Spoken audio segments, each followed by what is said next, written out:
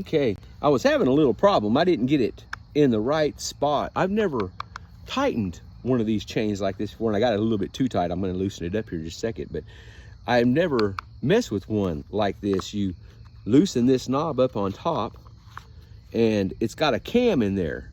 And when you turn it this way, it makes it looser, and this way it makes it tighter. And I hold that down there and lock it in place to see what happens.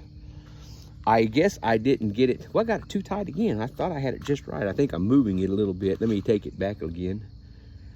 But right about, let's try right there and see what happens. That's a little bit too loose, but I'd rather it be a little bit loose than too tight. And the little dude is oiling very well. It takes regular chainsaw oil, and I filled this thing up, and man, I was having to use this little stick right here to dig some of the oil and sawdust out of the way to get this thing back on there. Oops, and I still don't have it on there right. Let me do that again. I can see that I've got my little piece of black plastic here not in the right spot, and it might mess it up. Yeah, there we go. Push it over where it needs to go. But yeah, I've never tightened one of these up like this. Let's see, right about there. I'm gonna hold this on the bottom and tighten this up on the top. There we go. It's still a little bit too tight.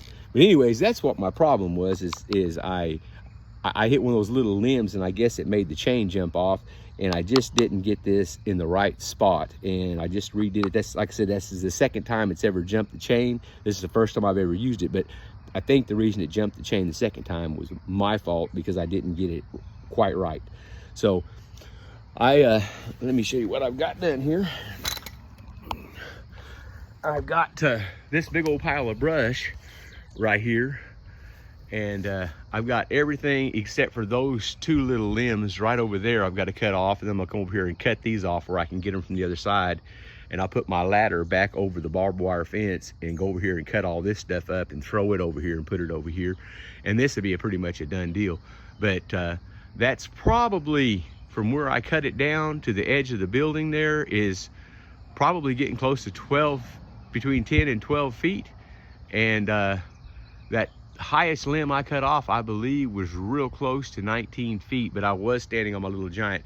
I just went to right in there where the double steps are at. I didn't go any higher than that with my feet, but I am gonna go up there. There's some little brushy pieces right there. I'm gonna cut those off, cut those 2 or 3 off right over there, and these and this, and I'll be done.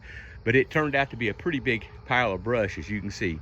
Well, guys, I'm gonna wrap this up, and I don't know if I told you this or not, but this is only the second time I ever used this little Black & Decker, and the battery finally went dead. So it cut a lot of wood today for just a little battery, and this is only the second time that battery's been charged up by me. And I know it's probably either 1 or 2 years old, and it had never been used until just a few weeks ago. And so it's just been sitting around, and I don't know if that would affect the battery or not, but that's the only Black & Decker product I've got other than a belt sander, and it's 110. Well, guys, I'm gonna call it quits here, and I will come back next time. Y'all have a great day, and thank you so much for checking in.